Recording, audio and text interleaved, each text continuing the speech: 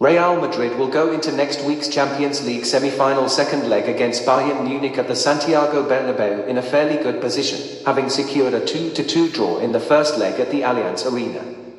When he was unveiled as a Bayern player here at the Allianz Stadium back in August, Kane said the plan was to return to London on June 1st and win the Champions League. Despite his team's spectacular title collapse in the Bundesliga, Kane still has a chance of winning the first trophy of his career. Yet he needs to deliver another fine performance in Madrid next Wednesday and hope, and this is the problem, that his defense does not let him down. Kane won the first of his two battles against Bellingham in an intriguing Champions League semi-final. Outstanding throughout, Kane put his team ahead in the tie from the penalty spot for his 43rd goal in 43 games for Bayern. His strike completed a huge turnaround at the start of the second half as it came just 4 minutes after Leroy Sane, with his first goal since October, cancelled out a first-half strike from Real's Vinicius Jr. But with 7 minutes left, Vinicius got his second of the game from the penalty spot after Bayern defender Minute Kim fouled Rodrigo. While Kane was impressive, particularly with his build-up play, Bellingham did not enjoy the best of nights. He put in a shift, but playing extremely high up the pitch, at times as a false nine, he did not see much of the ball. He even appeared to try and say something to Kane just before he took the 54th minute spot kick, but the youngster was told to go away by French referee Clement Turpin. With 15 minutes left, he was replaced by Luka Modric. In his 3 years at Dortmund, Bellingham faced Bayern 8 times and was not on the winning team for any of them and failed to score a goal. Maybe that run will end next Wednesday and he will need to cause Bayern's defense, which can be rocky at times, a bit more discomfort than last night. But their trump card is the star striker Kane.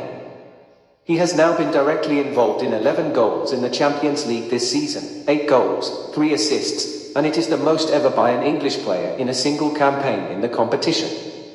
Apart from his outstanding goals returned for Bayern, Kane has also chipped in handsomely with assists, 13 in total, although no 14 should have arrived after 40 seconds. Sane was put clean through by a clever Kane pass, but the former Manchester City winger hammered a shot straight at Andriy Lunin when he needed to be a bit more composed. Kane then attempted one of the most outrageous goals of this Champions League season. After Bellingham was caught in possession, and having spotted Lunin off his line, Kane tried his luck from just inside the half, but there was too much pace on the shot and it sailed over the bar. Bayern started off impressively and were threatening to overwhelm the Spaniards. Ancelotti stood on the edge of his technical area, hands in pockets, shaking his head in disbelief. Yet just when they were in serious danger, Toni Kroos proved to be a calming and decisive presence for Real. In February, Kroos announced he was ending his international retirement to feature at Euro 2024, and you can see why German boss Julian Nagelsmann was feeling particularly pleased with himself after using his powers of persuasion. After overcoming that early spell of Bayern pressure, Kroos gave a reminder as to why, at the age of 34, he remains such a class act. He spotted a huge gap in Bayern's defense because Kim had pushed up too high to keep close to Vinicius. Kim was clearly terrified of his opponent's speed.